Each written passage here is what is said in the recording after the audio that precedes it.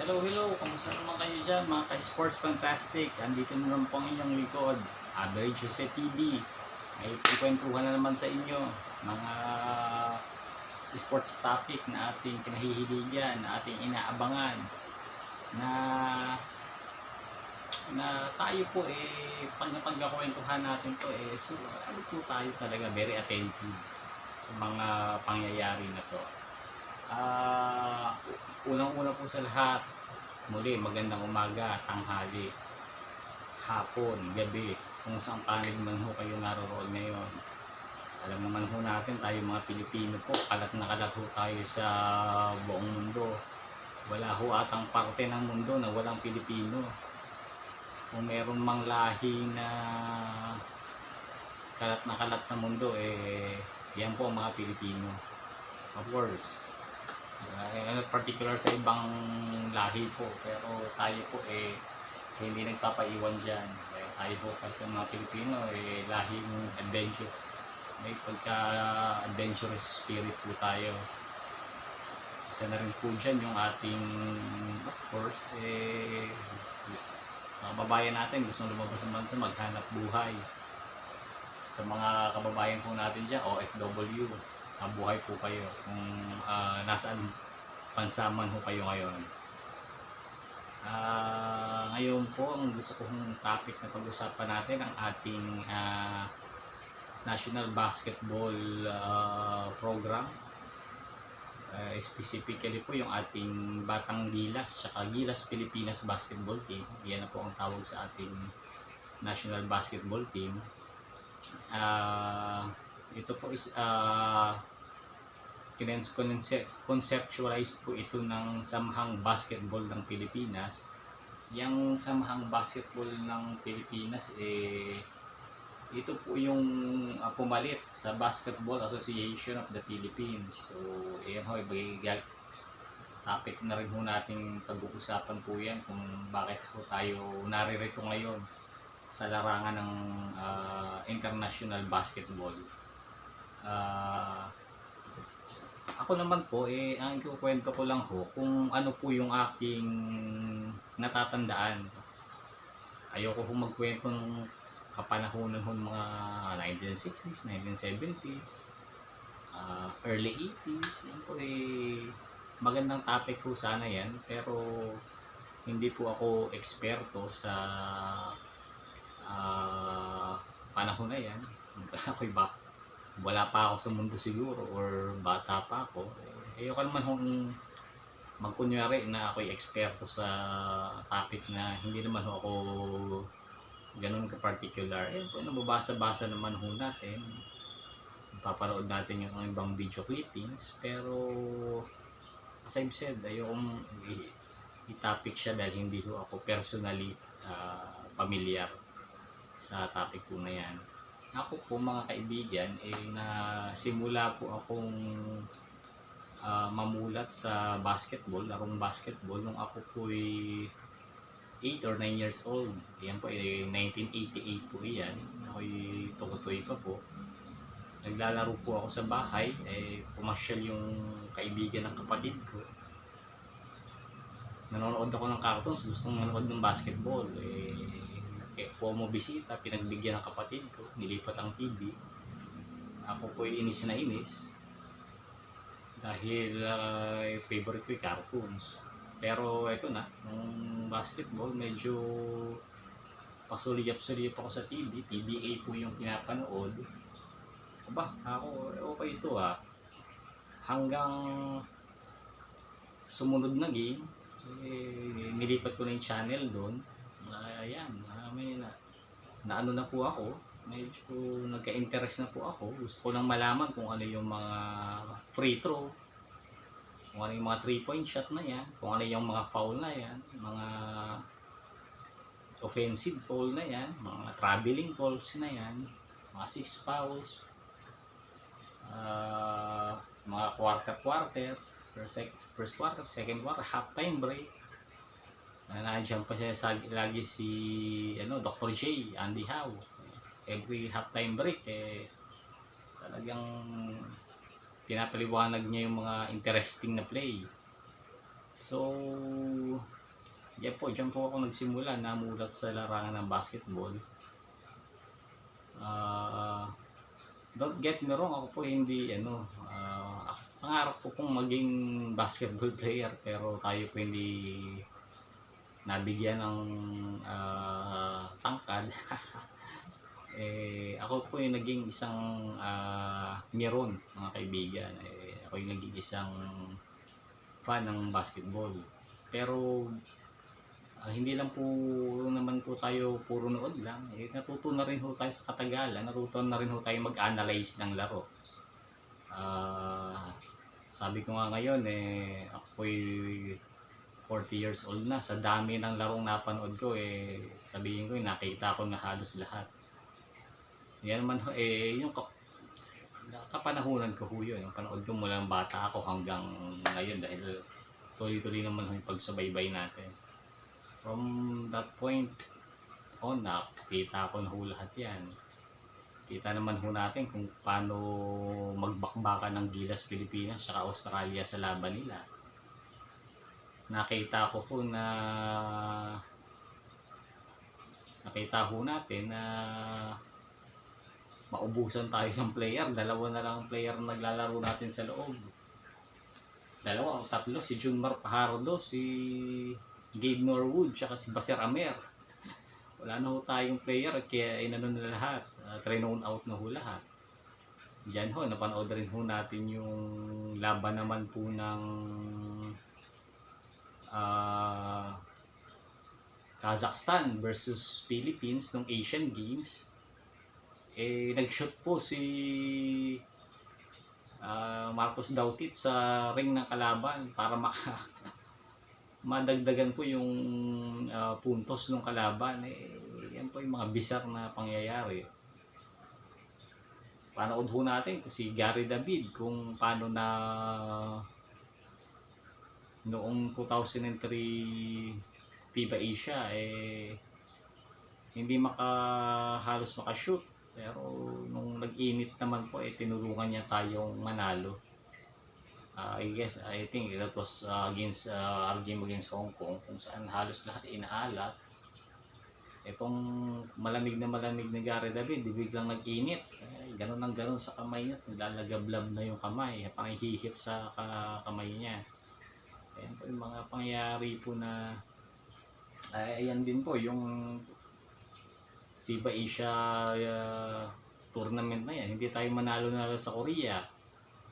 Parang wala akong matandaang game na nanalo tayo sa meron naman kaso siguro ilan-ilan lang ho.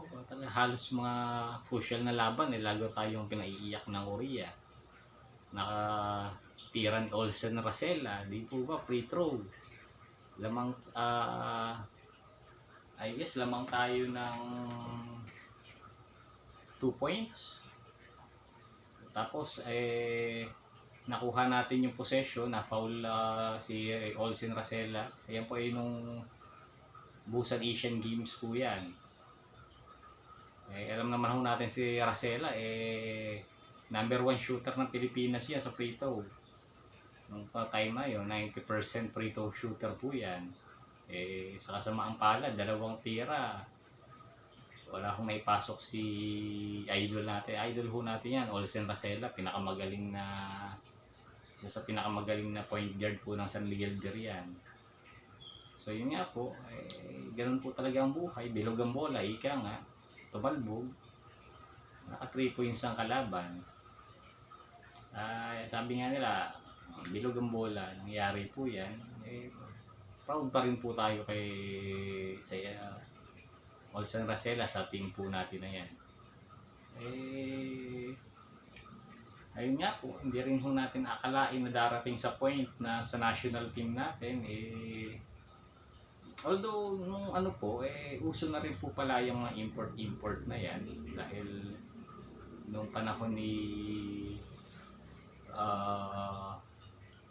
Ron Jacobs, meron ho tayong mga naturalized player din po, mga American naturalized player. Nandiyan na rin po yung mga film players natin, sina Ricardo Brown. Pero ito nga, yung magkakaroon tayong naturalized player na NBA caliber by in the person of Andre Blatch. Wow. Sarap po ng ano ho yan. Isa po sa glorious moment po natin yan. Dahil nung makuha natin si Blatch, in our hearts, in our mind, alam natin, makakasabay tayo sa mga magagaling na koponan ng the following World Championship sa Spain. So, ayun po, moving on. Ang aking pong unang experience sa panood po ng national team natin yung panahon nung all professional basketball team natin na lumaban sa Beijing Asian Games. Binubuo po yan ng mga veteran players natin noon, sina playing coach Sonny Jaworski. Nandiyan po sina four-time MVP Mon Fernandez. Nandiyan po ang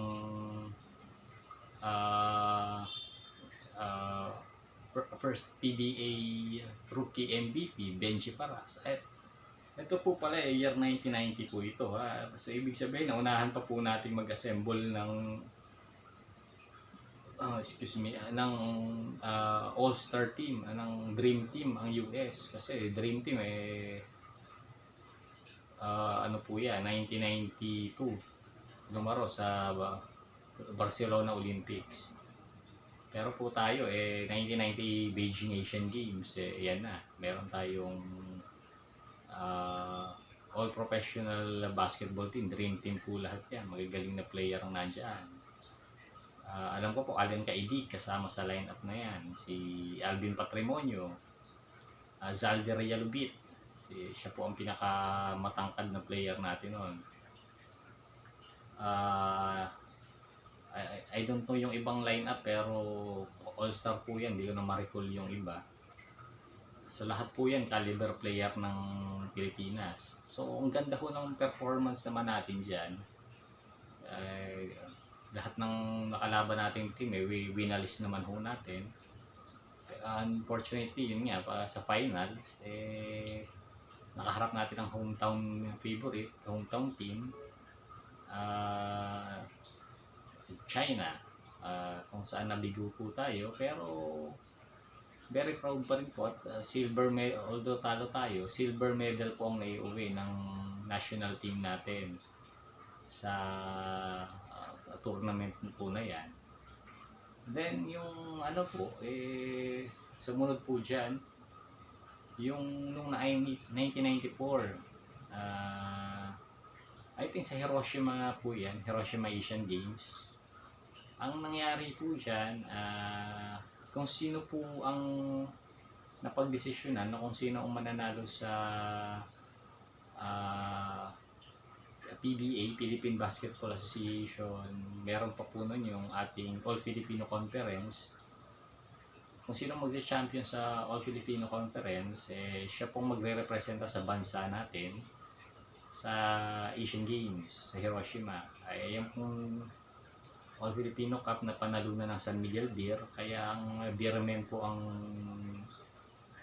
pinarada natin doon. Although, nung malapit ng Asian Games, may mga player po na na-injure sa San Miguel. Sa tingin nila, hindi makakasabay sa international game. Nagdagdag po tayo ng mga reinforcement po dyan, reinforcer. Alam ko kung nandiyan po nag-reinforce po dyan sina Marlo Aquino, sina Jun Limpot. Ayan po, yung aking pagkakatanda. Correct me if I'm wrong na lang po. So, ang coach po nila si Norman Black. Nakapasok naman po tayo sa semifinals, pero nabigo po at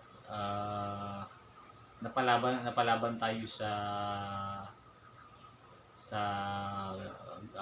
third place para po sa bronze medal match. Ang na-relegate po tayo dyan. Maganda po yung labang pinakita natin, na naungusan lang po sa bandang dulo. Yan po, after po niyan, nagkaroon naman po tayo ng Philippine Centennial Team. Ito pong para sa Asian Games din po yan. Centennial Team, all-star lineup din na naman po ito. PBA selection po. Ang nag-handle po ng coaching yan si Team Kuna po. Ang ganda ho ng preparation dyan. Mga superstar din ang mga player natin. Mga sentro natin, si EJ Pyle at si Marlo Aquino. Point guard, Johnny Abarientos. I think Olsen Racela yung backup niya sa point guard. Then, sina Jeffrey Garriaso, Jojo Lastimosa, si Captain Marbel, ayan po, Kenneth Dorendes, Jun Limpot, nandiyan din po. Parang napasama na dyan sa team na yan si Sigel, Danny Sigel. Nakabangga niya dyan yung mga malalaki ng China noon. Tawag nga nila noon Great Wall. Si Wang Zizi, nandiyan si Batirmeng. Ayan, yan po yung mga tatlo yung malalaki na yan.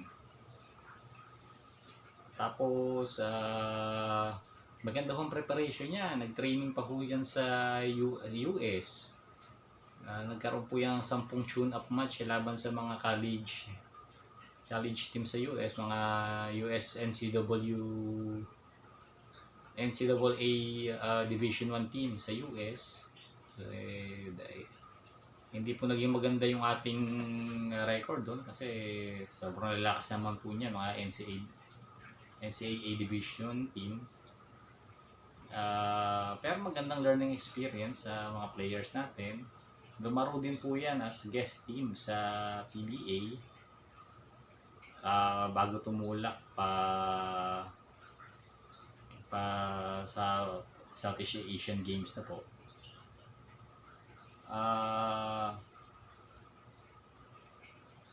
I think sa Thailand po ginanap yan yung Asian Games na yan, year 1998. Maganda po yung performance natin dyan, pero nakatapat natin China and Korea. Na-relegate po tayo sa third place game, classification match. Nakalaban natin ng Kazakhstan, nilupig naman ho natin, tinalo natin yan para makuha yung bronze medal. So nakuha natin yung silver ng 92, muntik na nating makuha yung bronze ng 94, ng 98 naka-silver naman, naka-bronze naman po tayo. So maganda po yung takbo ng medal natin, natin sa medal standing sa Asian Games Basketball. Year 2002, maganda rin po ang lineup natin dyan. Meron na ho tayong mga Phil-Am dyan. Nandyan po yung si Danny Sigel po, Dynamite Danny Sigel.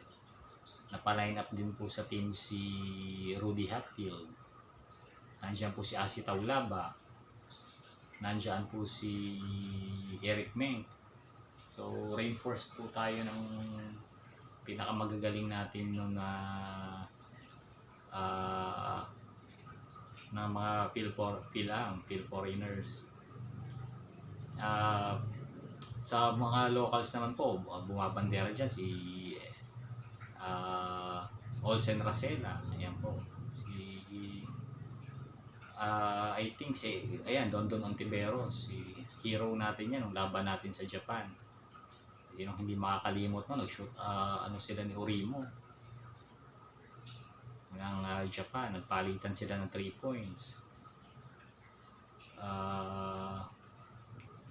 Yun nga po, sa katulad ng ating napagkakwentuhan kanina, sinawing palad po tayo sa Asian Games na edition na yan sa Busan.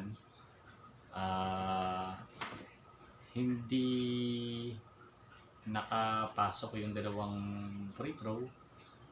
2 points naman po tayo ng 2 points. Pagbalik ng bola sa Korea, bumato ng tres ang isang hotshot Korean, tres po. Tapos ang laban, lamang sila ng isa. Diyan po nagwakas yung pangarap nating makapasok sa finals. Sa finals po, nandun ho ang China, nag-aabang. Batang-bata pa po nun si Yao Ming. Siya po ang bumabandera nun sa koponan ng China. Kasama niya rin ho si Batermeng. Kasi Batermeng, nakapasok rin ho sa NBA po yan. Nakatala ho sa NBA. Si Yao Ming po naman nung time na yon, hindi pa nakapasok sa NBA pero drafted na po siya. After ng Asian Games, lalaro na sa Houston Rockets sa NBA. After nun, nung game, napalaban po tayo against Kazakhstan na naman po para sa bronze medal. Parang naubusan ng energy mga bata natin. Siguro binigay na lang ang lahat sa laban sa Korea. Hindi po natin naiuwi yung bronze medal. Kasawiyang palad, kinulang na po tayo sa lakas. Kaya yung bronze medal sa Busan Asian Games na iuwi ng bansang Kazakhstan. 2006, alam ko sa Qatar po yan. Nung time na po na yan, alam ko ang tanda ko, dyan ho tayo nagkaroon na ng problema sa ating basketball organization. Ang Basketball Association of the Philippines po, mga Sky Sports Fantastic, ayan po yung National Sports Association ng Pilipinas, ang BAP. Ito pong BAP, siya po ang kinikilala ng Philippine Olympic Committee. Pag kinilala yan ng Philippine Olympic Committee, ibig sabihin, yan ang kinikilala rin ng International Olympic Committee na official organization na nag-handle ng amateur basketball sa Pilipinas. So, nagka-problema po ang liderato dahil parang hindi sila maka-form talaga ng national team na magdadala sa atin ng karangalan sa larangan ng basketball. Alam naman po natin tayo mga Pilipino kung gaano natin kamahal ng basketball. So parang sinasaksak ho tayo dyan pag nababalitaan natin. Ang team natin, tinambakan. Team natin, nangulilat. Team natin, sabihin na natin yung mga player, hindi ganun kagagaling. So, nasasaktan ho tayo dyan. Kaya yung ibang stakeholder po ng basketball sa Pilipinas, ng pagbabago. Naghangad ng pagbabago, pero ayan po nagkaroon ng problema, kaya ang naging resulta naiban po tayo ng FIBA. Ito pong FIBA ang world organization na nag-handle ng kinikilala ng world organization po yan ng basketball na kinikilala ng International Olympic Committee. So dapat ang basketball organization ng isang bansa is affiliated sa FIBA para makasali sila sa mga major international tournament ng basketball. Ang problema nung magkaroon ng mga leaders natin, nagkaroon ng alitan, binanho tayo ng FIBA na makasali sa mga tournament nila. Kaya tayo po hindi na nakasali sa mga ang tawag po yan, Asian Basketball Confederation, ABC Championship. Yan pong ABC Championship, yan po yung qualifying tournament po yan. para sa gustong mag-qualify sa Olympics tsaka sa World Basketball Championships. Ayan po, kaya hindi ho tayo makalaro sa mga tournament na yan. Tsaka sa iba pang tournament na sanction ng FIBA ng FIBA. So, dumating po yung point na ang inaasahan na lang natin mapanood yung mga local leagues natin, PBA, nandiyan din po ang, alam ko, buhay pa po yung PBL, Philippine Basketball League, mga collegiate league natin, nandiyan pa rin po, NCAA, tsaka UAAP, tapos syempre, ano naman po, NBA dito sa atin eh. May coverage din naman po. So, updated pa rin tayo sa international basketball kahit paano. Pero, of course, namimiss rin ng mga Pilipino yung yung competition, international competition. Kasi, doon natin nasusukat yung galing natin eh. Kung gaano tayo kagaling as a basketball country against sa basketball country ng ibang bansa, lalo na yung mga magagaling nating din kahit sa Asia. So ayun, nagkaroon ng clarity nung mabuo yung nang i-recognize ng FIBA ang Samahang Basketball ng Pilipinas. Tinatagpo iyan ni na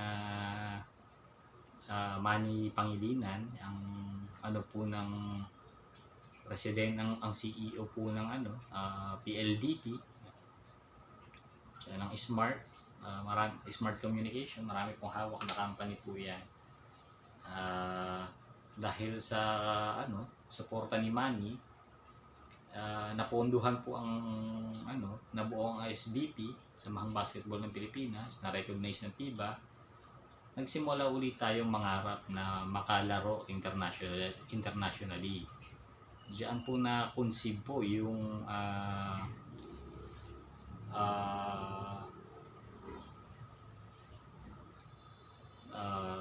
Gilas Pilipinas 1. Ayan po.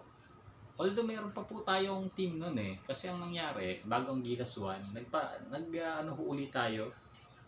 Nung magkaroon na tayong go signal na lumaban sa FIBA tournaments,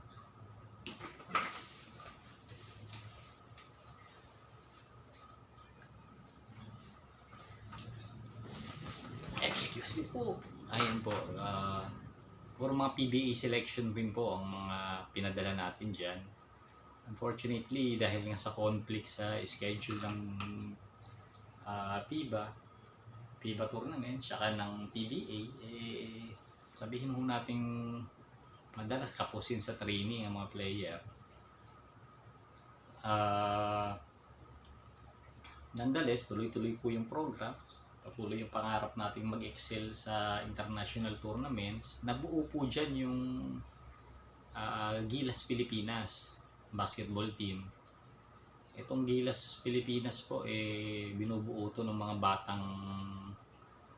batang manlalaro from college.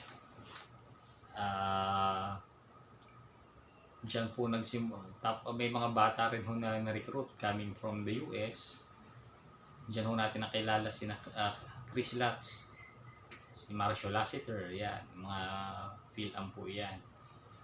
Sa naman po, sina Chris Chu,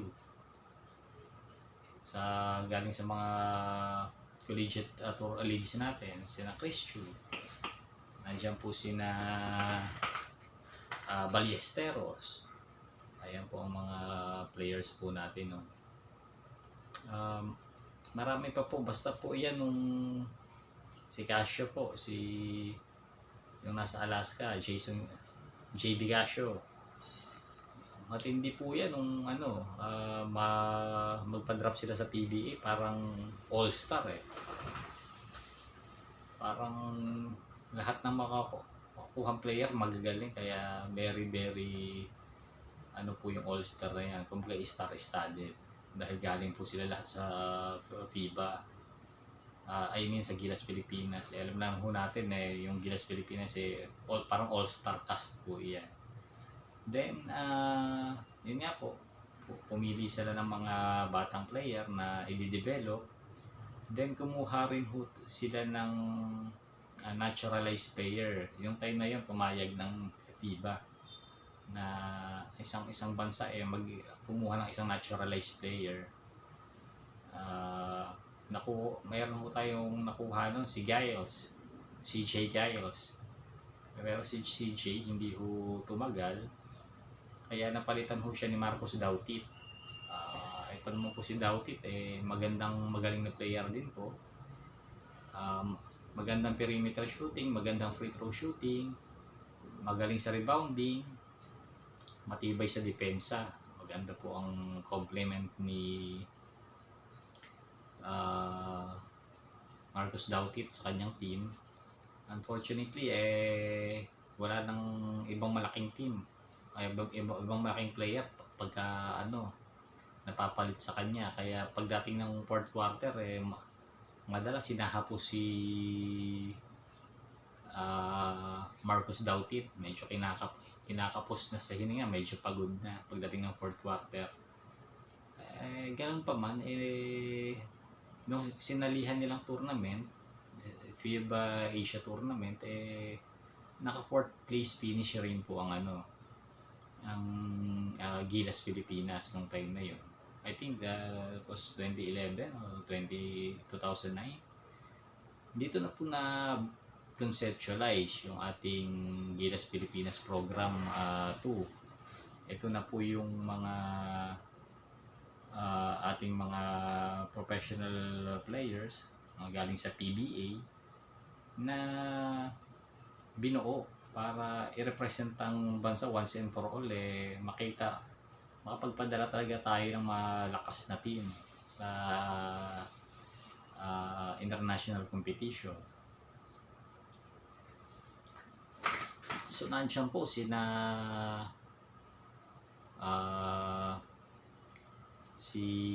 Jimmy Alapag, ayan po, Gary David, yan po yung mga mainstay natin sa Gilas.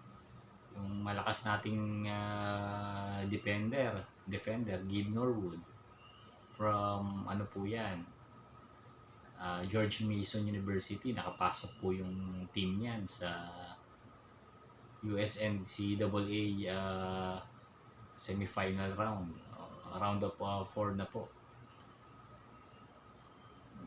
Yan po, kasama po si Gabe Norwood dyan. Yung 3-pointer po natin, Jeff Chan, sharpshooters natin. Si Ranidel Di Ocampo, yan. Magagaling po yung mga player natin. Binanderahan po tayo uli ng naturalized player na si Marcos Dautit. Mark Pingris, yan. Larry Funashier. Ayan po yung mga naaalala kong player. Pasensya na po, nire-recall ko lang po yung hindi ko ako gumagawa ng notes. Sabi nga ako sa inyo, kwentuhan ho ito kaya wala tayong notes dito. So kung meron ho kayong gustong i-share, kung meron akong nakalimutan, i-comment nyo po sa baba. Pag-usapan ho natin yan next time. Hindi nga, i-correct ko na lang sa description or sa comment. Idagdag ho natin or ayusin po natin yung kwentuhan doon. So moving on, ayan po, binuo po yan, coached by Chat Reyes. Nung time na yun, very successful sa coaching si Chat. Maganda po yung performance niyan sa Coca-Cola team sa PBA. Then na-impress sa kanya si Manny Pangilinan. Siya po ang kinuhang head coach ng Token Tex, kung saan marami rin ho silang na championship na nakuha. Sa ganda ng performance niya, siya na yung ginawang national head coach. Yun po, maganda, marami silang laban na uh, international tournament, kung parang mga tune-up match na ginawa, successful naman po. Hanggang ganapin po dito sa bansa natin yung FIBA Asia Cup. FIBA Asia. Parang ano po yan, pag yung FIBA Asia, yan po yung qualification para sa World Championship na gaganapin sa Spain noong 2014 naman po. So, parang maganda po, may home court advantage tayo. Although hindi naman ho naging easy yung daan natin papunta sa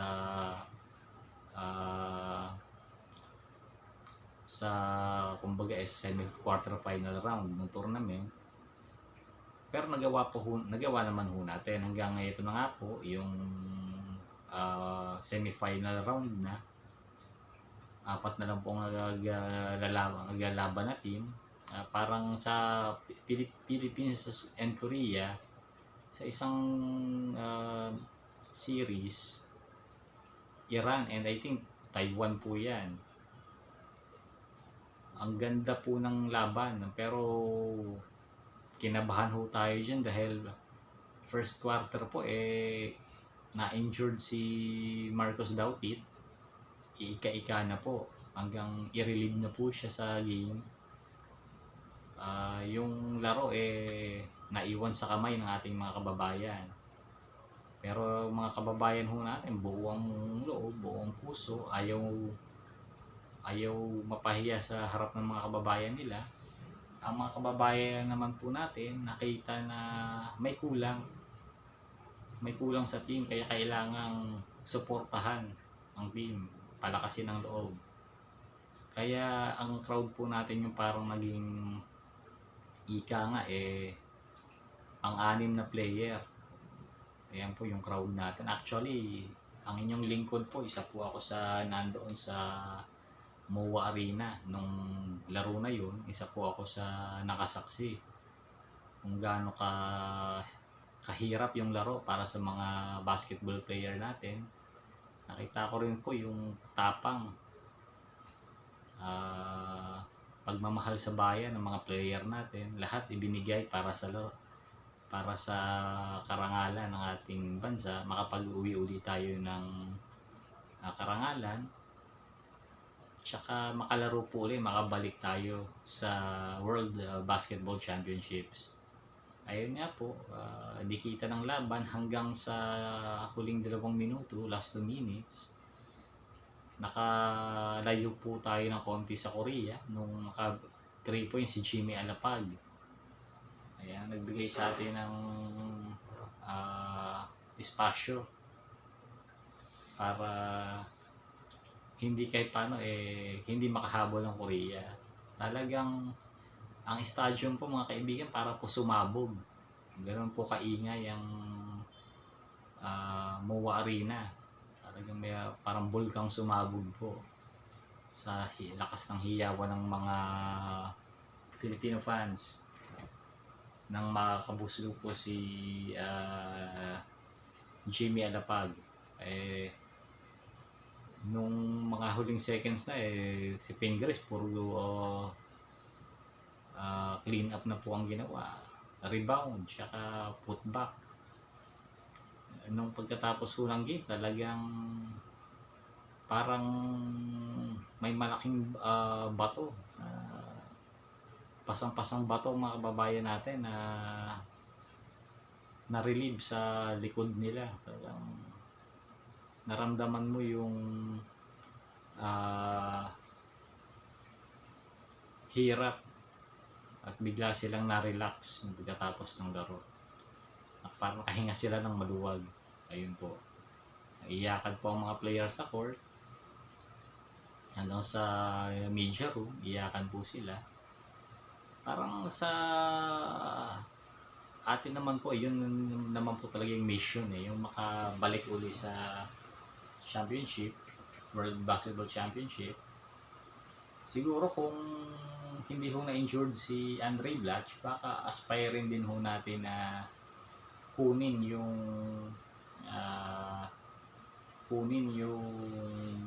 gold medal against Iran. Problema kasi sa Iran game Wala na hong makatapat kay Hamed Haddadi. Excuse me. Si Junmar Fajardo po, nandun ho. Kaso batang-bata pa si Junmar. Hindi pa siya makadepensa ng husto against Hamed. Si Japet Aguilar, nakasama rin po pala dyan. And of course, si Jason Castro, siya po yung bumuhay sa atin against Iran eh. Ayaw pala yung Jason. Naging atake siya ng atake. Gustong kunin yung panalo. Unfortunately, yun nga, wala si Marcos Dauti para tapatan si Hamed Haddadi. Ayun nga pala sa tournament na yan, dyan ho natin na dyan nakuha ni Jason Castro yung first team po. Nakuha niya yung point guard of Asia. Napasama siya sa mythical team. After nun, party na. Nakalaro tayo sa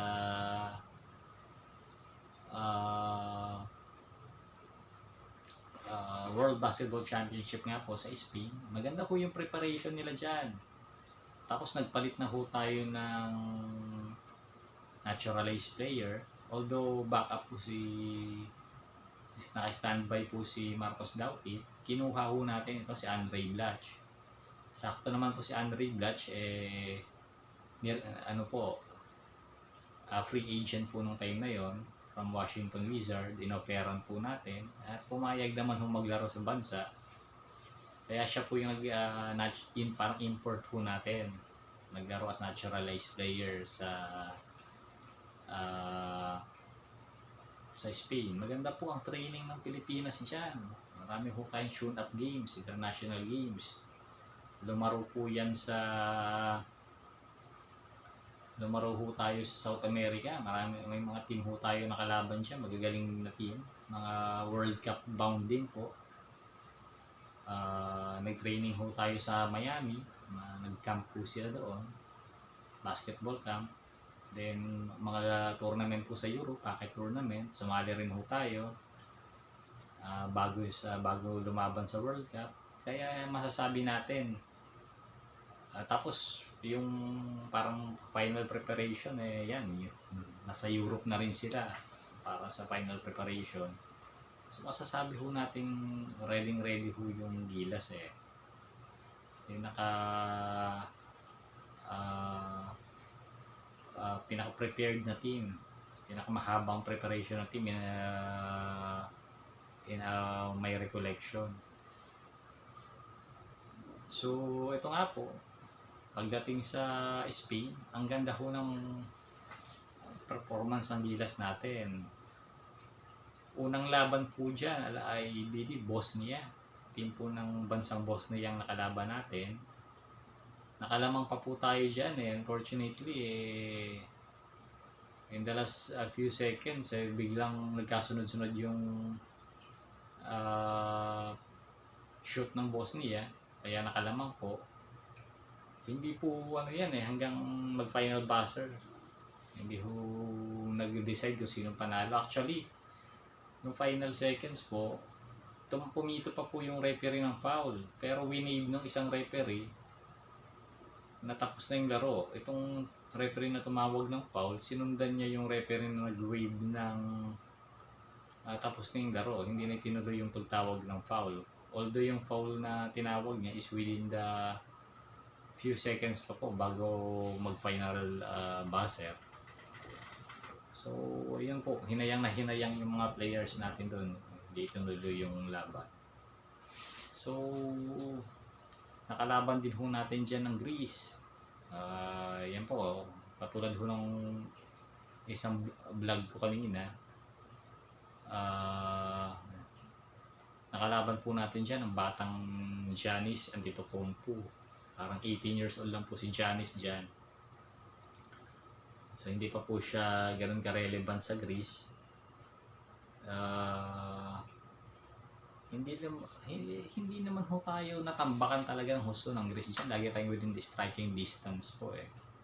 So talagang lumaban ho tayo ng husto. Yun pong may sasabi ko sa inyo. talagang itinodong ng gilas, hindi natin masasabing kinawawa tayo. Talagang laban ng mga bata natin hanggang sa huli. So, nakalaban din ho natin ng Argentina naman po. Ayan po, niramangan ho natin yan. Talagang nakabawi ang Argentina, malapit na matapos ang laro. Ilang points lang po ang lamang sa atin yan after the final buzzer. Diyan pa po dinakdakan ni Gabe Norwood itong si NBA veteran na si Luis Scola. Talagang in your face po yung dakdak ni Gabe Norwood kay Scola. Ito nga pong I believe last year po yan, nagkaroon ng competition para sa Dunk of the Decade na ang FIBA. Napasama po yan, na-nominate po yung dunk na yan ni Gabe Norwood. Again, nabigo po tayo. Ang pag-asa sana natin yung laban naman natin kasi kailangan ho natin ng at least 2 panalo para makausad po tayo sa second round ng competition na yan, World Basketball Championship. So ang kino-consider natin na sa mga team na ka-group natin, ang tinitingnan natin kaya nating tapatan ang Puerto Rico tsaka itong African team na nakalaban natin. I forgot the country. Maganda ho yung labang binigay natin sa Puerto Rico. So swerte ng araw na yun si JJ Barea. Hindi mapigilan ng point guard natin, JJ Barea of Puerto Rico. NBA veteran po yan. Hero din po ng Puerto Rico yan against sa US basketball team.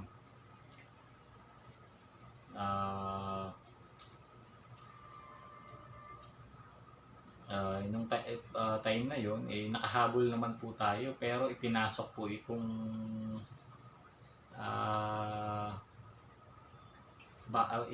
basketball player nila na nag-i-import po sa atin, Ricardo Ratliff. Si po siya, not Ricardo Ratliff, Ronaldo Balkman, mga kaibigan, mga ka-sports fanatic. Ronaldo Balkman, kung maalala nyo po, ito po yung import ng San Miguel Beermen, or Petron po ba sila nung time na yun. Maganda po yung performance sa PBA pero nakatapat po ng isang team na dinipensahan siya. Parang uminit yung ulo, pinipigilan ng isang PBA player ng teammate niya, sinakal niya yung teammate niya. Ayun po yung nangyari dyan. Teammate niya mismo umawat sa kanya, sinakal niya. Dahil po dyan pinatawan po siya ng PBA ng lifetime ban. So hindi na siya makakalaro sa PBA. Yan po ang sa kanya, parusa. Although nag-sorry siya, tinanggap ng PBA, pero the punishment still stand po. Ayun nga, ban na siya sa PBA for life. Pero yun nga, pagdating sa 2004 Olympics, nakaharap na naman natin siya. Siya po ang dahilan ng pagkatalo natin. Ronaldo Balkman po, mga kaibigan. Ayun nga, parang 4 na sunod na talo. Isang game na lang po yung natitira sa atin against this African team. Diyan lumabas yung galing ng kababayan natin, The Kraken, Junmar Fajardo. Dinominate po ni Junmar ang team. Nakilala po siya dyan. Although sikat na siya sa atin sa Pilipinas, lalo pang naging prominente ang pangalang Junmar Fajardo dahil sa pinakita niyang laro. Nagpartner na sila ni Andre Blatch para ibigay sa Pilipinas ang kauna-unahang panalo sa World Basketball Championship after ilang decades po. Kasi parang nakapasok po tayo sa basketball World Championships early 80s. Ayan po. 90s, 2000, ayan po. Hindi na ho tayo nakaano po dyan, nakalaro. Sa Olympics, hindi na rin ho tayo nakabalik. Ayun po yung inaasam natin na sana makabalik ho ulit tayo sa Olympics. Ayun po yung parang patunay na talagang ang Pilipino world class. Kaya sabayan sa basketball, larangan ng basketball sa kahit kaninong bansa. Pag napasama po tayo sa Olympics, na-qualify po tayo. So yun nga po, sumunod na FIBA Championships, ako humawak na ho ng coaching. Si ano na po, yung American coach ng Ateneo, Blue Eagles. Yan na po yung humawak sa coaching job ng Pilipinas. Coach po dati yan ng New Zealand. Kung saan nadala niya yung New Zealand sa semifinal ng I think that was 2002 World Basketball Championships. Si Tom Baldwin po yan. Tapos parang Jordan po yan, yung dinala niya naman sa tinulungan niya makakuha ng silver medal naman po sa FIBA Asia Championships. So, well-decorated po itong si Tom Baldwin. Well-decorated coach. Well-traveled coach, well-experienced. Coach po dati sa USNCAA team yan. Ito nga po hawakan yung ating Gilas Pilipinas program. Ay successful naman po. Dahil po sa kanya, nakuha natin at sa tulong na rin ni Andre Blatch, our naturalized player, nakuha po natin yung ikalawa nating silver medal sa FIBA Asia na ginanap naman po sa China. Semifinals nakalaban ho natin siya ng Iran. Kinawawa ho natin ng Iran dyan, mga ka-sports fanatic. Binawian po natin yan sa ginawa nila sa atin sa FIBA Asia sa Manila. Pero pagdating ng finals, nakaharap natin hometown ng favorite, ang Japan. Actually, kayang-kaya natin ng mga, China po. Kaya-kaya natin ng mga Chinese. Parang kung nagkaroon nga lang ho ng magikan dyan, maraming questionable na tawag. Kahit nga ho, sa international community, basketball community, napansin po yan. So yun, yun po ang ating ikalawang silver medal. Then dumating na po yung Asian Championship, Asian Games. Ayan, gaganapin na naman po sa Korea. Ang nangyari ho, object ang Korea na about Andre Blatch, kasi meron pong rule sa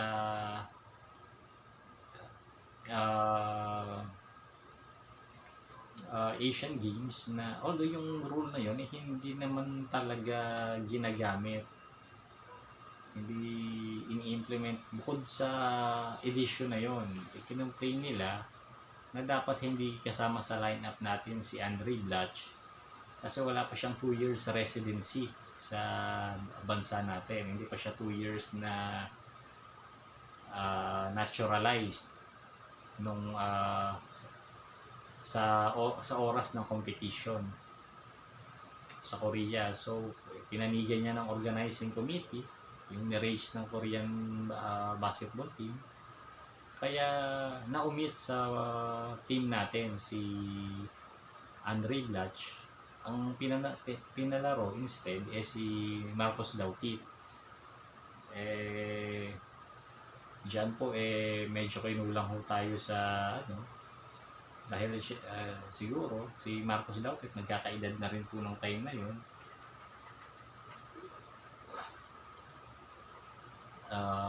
Tapos ang mga players natin, I believe kulang tayo sa training nun nung pagkakaalala ko.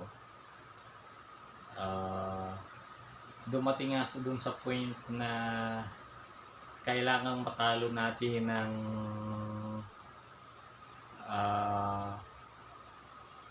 Kazakhstan by this certain point para sa quotient system tayo yung makaabante. Unfortunately, nag-backfire yung ginawa nating plano.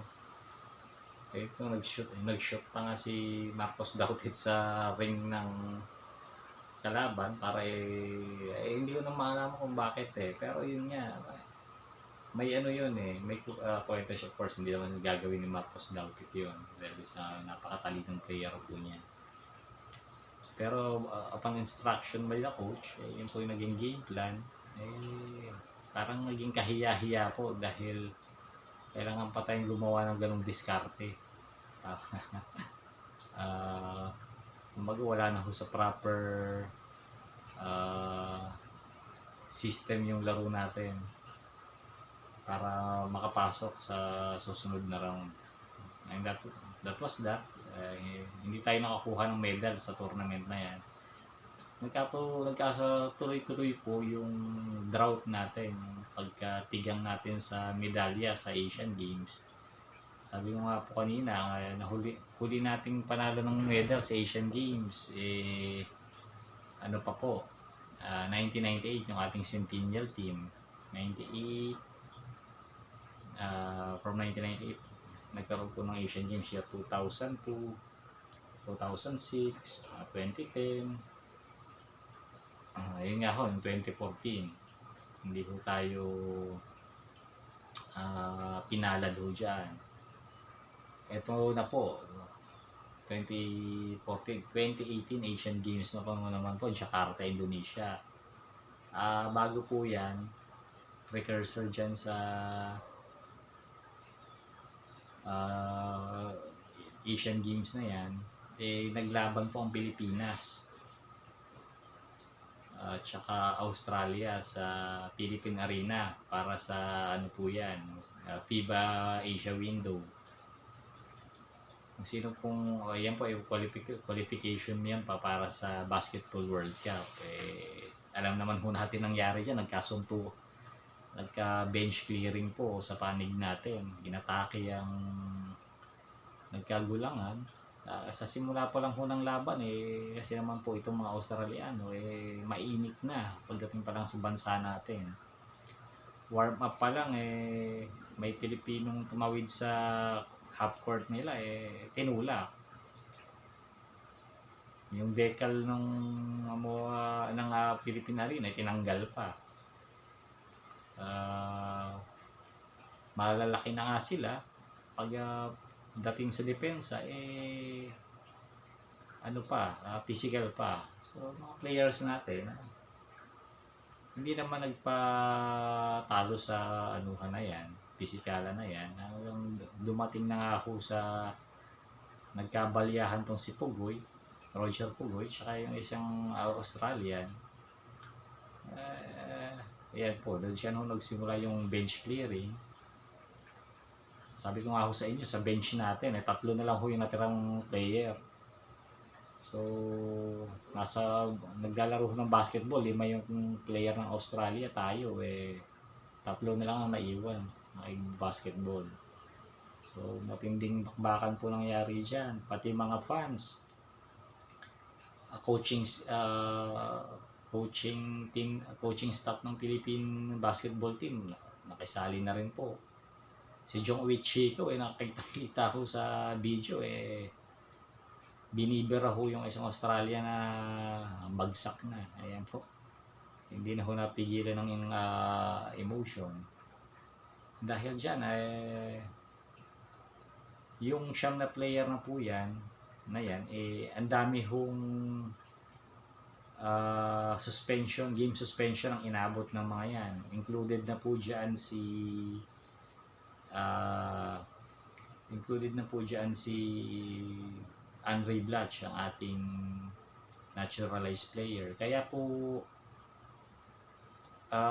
sa nung Asian Games, nag-decide po ang SBP, Samahang Basketball ng Pilipinas, na wag nang magpadala ng basketball team. Pero sa pakiusap ng ating senador, although hindi pa siya senador noon, Bongo, napapayag po ang ang PBA na magpadala ng ng selection team. So, nandiyan po sa team na yan, yung rain or shine team po. Then, sa inano po ni na Stanley Pringle po yan, ni Rainforce. Alam ko si Stan Hardenshire nandiyan din po.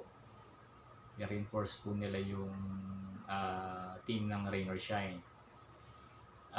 Sa huling almost last second, nakuha din po natin ang service ni Jordan Clarkson, yung ating pong kababayan na naglalaro sa NBA, National Basketball Association. Nung time na po yan, nasa Cleveland Cavaliers po.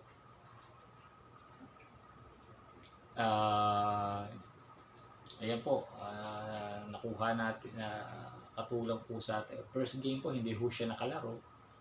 Nakalaro po siya, second game na against China. Kung saan, first game na nanalo po tayo, second game, nabigo na po against China. Then, yung ikatlong laro natin, against South Korea, nabigo na naman ho tayo. Siguro kung nasa lineup natin si Andre Blatch o kahit si Marcos Dauti, kasi nung laban natin sa China, nahirapan ho tayo sa malalaki nila, mga 7-footers nila. Nagsasabay sa loob, 2 7-footer ko. Hirap po niyan. Si Zuchi po yung nandun, NBA player din po yun. Sa laban naman ho natin sa Korea, nandun naman po si Ricardo Ratliff. Ayan po si Ricardo Ratliff nung pumatay sa atin dahil gumawa ho yan ng more than 30 points o almost all points inside the paint. Hindi ho natin mapigilan sa loob, wala akong makadepensa sa kanya. So yun nga po, na-relegate po tayo sa classification round hanggang nakuha ho natin yung 5th place sa classification round. Si Jordan Clarkson naman po is lang ho yun, kumbaga one-time deal na ibinigay sa atin ng NBA. Kasi ang Asian Games hindi po yan kasama sa calendar calendar tournament ng FIBA. So pinagbigyan lang po tayo one time. Susunod hindi na po. Unfortunately si Clarkson po considered po natin yan na naturalized player, kaya hindi ho basta-basta makakalaro po yan sa mga FIBA tournaments. Kasi may rule po dyan na dapat ang isang atleta makakuha na ng passport sa bansang gusto niyang paglaruan pagsapit niya ng edad na 16 years old. Although noon may issue na yan raw si Clarkson meron ng passport bago siya mag-16. Unfortunately, hindi pa rin lumalaro sa atin sa mga FIBA tournament. So after nung yan din po yung kaso ng ibang film natin, Stanley Pringle, si Christian Stan Hardinger. Ayan pong dalawang yan, kung mapapasama po sa regular team natin, napakalaking contribution po niyan. Unfortunately, pag lumaruya po yan sa FIBA tournament, ang classification nila naturalized player, ay hindi ho naman ho natin pwedeng kumuha ng naturalized player na sabihin na natin hindi 7-footer sa team natin kasi maliit ho ang lineup natin. So ang ano po natin talaga at least 7-footer, 6'10 minimum siguro. Then ayun nga po, nagkaroon ng Basketball World Cup na naman po yan. Ginanap po sa China. Ayun po, dyan ho nakita yung kakulangan talaga natin pagdating sa modern day basketball. Kita nyo naman po yung passing and shooting ng mga team. Grabe ho. Walang tigil sa motion. Walang tigil sa passing. Titigil lang, may nakita ng open shooter, titira na lang. At karamihan ho ng tira puro sa labas. Pag nalingat ho si Andre Dutch, ano naman po, inside pass, naghihintay ng tao sa loob. So, yun po, nagising po tayo na medyo luma na po yung game style na nilalaro po natin pagdating sa international tournament. Parang tayo, umaasa pa rin po hanggang ngayon sa mga set play. Sa modern game po, wala na kong mga set play. Puro, kasi po, dahil po siguro sa pinatutupad na depensa, ayun nga po, laging nakazona po ang mga team. Mga player naman hindi na kailangan ng mga set play dahil mga screen na lang po siguro dahil karamihan ng team lahat ng player sa loob puro kayang mag-shoot sa 3-point shots, kaya tumira ng 3-point shot. So yun po ang ating naging disadvantage kasi mga big man natin bukod kay Andre Dutch hesitant tumira sa outside. Junmar Pajardo, hindi ko makatira sa labas. Si Rock and Roll Raymond Almasan, ganoon din po. Alanganin sa 3 points, si Japet, ganoon din po. Kaya siguro naging limited yung opensa natin dahil sa limitation natin na yan. So, ayun po, sana yung mga darating na mga kabete natin, mga batang Gilas players natin, mga upcoming players, of course, prominent po natin dyan, dalawang player natin, si Kai Soto tsaka EJ Edu. Ayan, si Kai maglalaro na po sa Ignite team. Ayan po yung binuong team para sa mga aspiring mga high school players na gustong mag-jump agad sa NBA. Ang NBA po kasi ngayon hindi na katulad nung time ni LeBron James na from high school pwede na mag-jump agad sa PBA sa NBA. Now hindi na ho. Kaya lang from high school kailangan mag-stay ka muna sa NCAA or isang professional league para makapagpa-drop sa NBA. So kaya ang ginawa ng NBA, gumawa sila ng G League team. Ayan pong G League, ibig sabihin po niyan, yung G stands for Gatorade po yan. Dati po D yan, Developmental League, NBA Developmental League. Pero yung naming right binayaran ho ng Gatorade, kaya naging NBA G League, NBA Gatorade League. Yan po, trivia po yan. So yun nga po, nag-form sila ng Ignite, yung team, dinawag na ng Ignite. Para yung mga player, ang ginagawa ho kasi ng mga player na iba, naglalaro overseas. So yung talent nila, napapakinabangan ng mga overseas team. Mostly European team. So ginawa ng ano, para hindi na lumayo yung mga talents, young talents, gumawa sila ng team para sa mga bata. Hopefully makita natin, napanood natin si Kai sa G League. Yaman pong promise ng G League sa Filipino people na mapapanood natin yung mga games na lalaroin ni Kai Soto. Isa pa po dyan si AJ Edu. Ito po pa lang si AJ Edu, maraming naghahangad sa service nito. Si Edu po ang isang magulang po niya Pilipina, tsaka isang Nigerian. Tumira po sila sa, I think, ipinanganak si AJ Edu sa Cyprus. Tapos from Cyprus, nakakuha ng trabaho yung father niya sa Great Britain, sa United Kingdom. So, ayan po yung mga naghahangad sa service ni Kai Soto. I mean AGA. Pwede po siyang maglaro sa Nigeria. Interested po sa kanyang Cyprus. Tsaka Great Britain. Tapos, of course, tayong Pilipinas. Mabutihang palad si AJ Edu po, hiyang po dito sa bansa natin. Meron na siyang passport. Philippine passport. Bata pa lang po siya.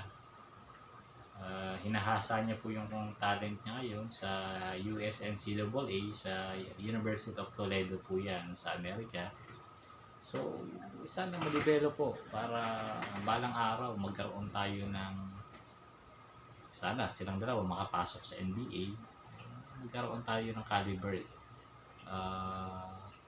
player, NBA caliber player na local. Isipin nyo na lang ho, sabihin natin si Kai Soto, 7'2" po yan. Ma-develop po natin yan na magaling na kayang lumaro sa number 3. Then, kumuha tayo ng isang naturalized player na at least 7-footer, lalaro sa sentro. Then sa number 4, nandiyan po si AJ Edu. Si AJ Edu po two-way player ho ito defender na ho, kaya offensive player din. Nakita naman natin sa performance niya sa Junior World Cup na nasalihan nila. Kaya mag-dribble, kaya umiscore, dumidepensa pa. Isa sa one of the most dependable player ng team natin, junior team natin. So, yun po. Marami po tayong pagkukwentuhan sa susunod, mga kaibigan. Maraming salamat sa pagsama sa akin. Mga ka-sports fantastic po tayo. Hindi sport fanatic. Sports fantastic. Nagkakabulol-bulol na po. Maraming salamat po. Thank you. Goodbye.